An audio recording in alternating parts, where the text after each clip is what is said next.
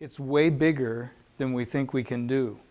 And because it's way bigger and we can't do it on our own, that means God's got to do it. And so this is the very definition of taking a walk with God. We are really excited about this whole building project and the capital campaign.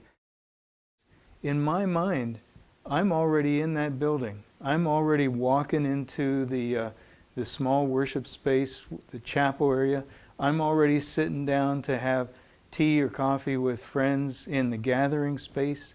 I'm already riding the elevator up to the second floor where the classrooms are. And so in my mind, it's like a done deal. The future is now.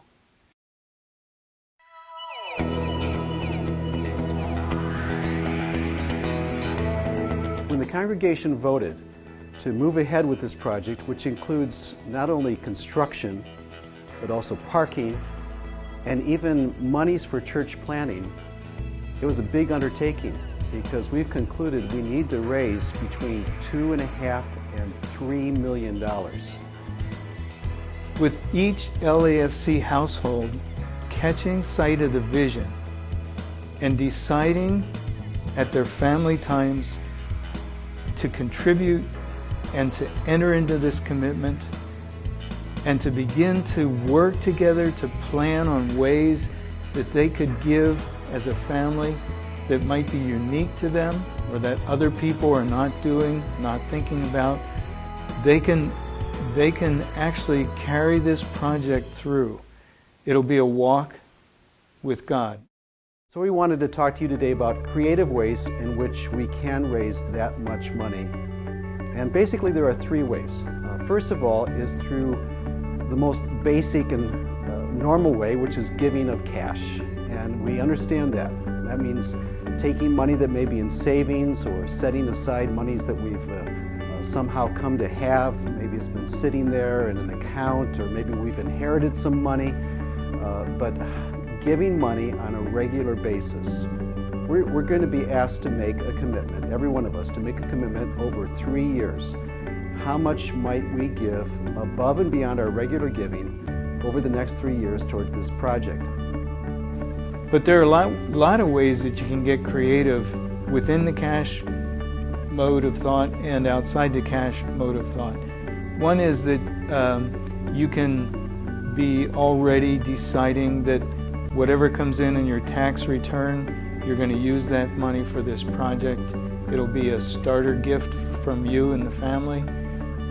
Perhaps you know you're coming into an inheritance or a bonus at work or some other unexpected, unanticipated money. Money that you can save for the kingdom purposes. But there are some more creative ways also to give, and we want to speak to those. Secondly is to give from assets, and this would be things like stocks, bonds, precious metals. We can give those ways by transferring assets. For example, did you know that you can, or I can, transfer assets such as stocks and property directly to LAFC, and by so doing, we actually will avoid paying any taxes on capital gains. I'm thinking of a story of a farmer in New Holland. He was cash poor but land rich. He had over 100 acres on his dairy farm, and he really wanted to contribute to his church's expansion. And the idea came to him that, well, some of his land faced a road, and if he could just sell a few building lots, he could substantially contribute to the church's expansion, and he would never miss it. In fact, his taxes might be reduced a little bit because his land shrank a little bit, but in the end, because land assets increase over time, his net worth would not change, and he would not miss those couple acres that he donated as building properties. In fact, when you start thinking about it, every one of us have quite a bit of assets. They call it junk. It's in our basement, it's in our attic, but we all can relate to that. In fact, a study has shown that the average family has between $10,000 and $13,000 of stuff, just untouched stuff. This is not stuff that you use on a regular basis. This isn't a snow blower that you bring out a couple times a year, or this year quite a bit. This is stuff that just sits there, and maybe it's been sitting in boxes even for years, maybe even some of you for decades. It's been sitting in boxes in your attic, you haven't touched it. If the house burned to the ground, you wouldn't even know what was in the box. That stuff all has value. And again, on the average, between $10,000 and $13,000 in each of our homes. Start selling off that stuff and give it to this project. It's no great loss to you. In fact, it'll actually help clear out your home, and it'll greatly help LEFC. This includes antiques. I can relate to that. Includes collectibles, jewelry, coins. You know what? I just thought of it. Somewhere I have a pretty fat stamp collection book that I was very ardent about collecting all the stamps I could for about 10 years when I was in my late teens and early 20s. I got to find that book and see what it's worth. There are all kinds of ways that you can begin to think about contributing to this. The third way is through a commitment of a regular sacrifice, and by this we mean a daily kind of sacrifice.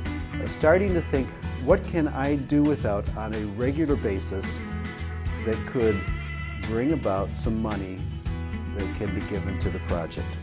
What can you give up, in other words? What can you stop doing for 3 years that you're doing on a regular basis that costs you money?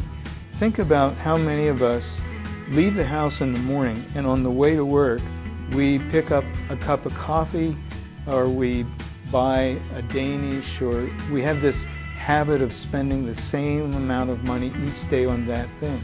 Well, if you add that up over a year's time, you could be spending $3,000 at Starbucks or $3,000 at McDonald's or whatever it is. Maybe every Thursday night you have pizza, and you could give that up. If the pizza costs you $20 or $25, think of 52 times 25 times 3 years, and you're talking about significant money. So Dad gives up his daily trip to Starbucks. Mom maybe gives up lunches at work and starts packing lunch. The kids give up the Thursday night pizza, and in the end, over a 3-year period, you could contribute $8,000, $9,000, $10,000. Many of us could reduce our cell minutes on our cell phone, or knock out texting. Think how much time that would save you every day. Endless ways, just thinking creatively, how can I, or how can our family give to this project? What and how you give is entirely up to you. This is entirely between you and God. There's no one in leadership here except our financial secretary who is going to, in the end, see what you contribute. This is very much a faith opportunity and a faith walk. Why don't you do what God has said? Bring the full tithe into the storehouse. Trust Him in this, and just watch what He longs to do. You're going to be challenged very clearly in weeks to come about prayerfully considering what you will give. In fact, on April 17th, if you haven't already heard about it, there's a great kickoff event. It's for the whole family. We hope that you and your entire family will come to it. And at that time, we'll have a very clear presentation of the project with a challenge over that next week to pray, to maybe even fast and pray, and to spend that week considering very carefully what are we going to give. And then on that following Sunday, April 25th, every one of us are going to be asked to hand in our card of pledging how much we will give over the next 3 years. You can play a role in the future of LEFC, and the ways to give are endless. I didn't want to limit you today. I wanted to just get you started thinking. But the thing that has to happen first is you have to surrender your will to God. You have to enter into prayer, perhaps prayer and fasting, and you have to ask God, seriously ask God, God, what is it that I can do for this project. We hope that you will do your part. Every one of us have to do our part. This is a collective effort. This is not just leadership of the church. This is not just staff or elders. Everybody doing their part. Pray with us that God would show us what we can do and that God would supply our needs greatly. Thank you.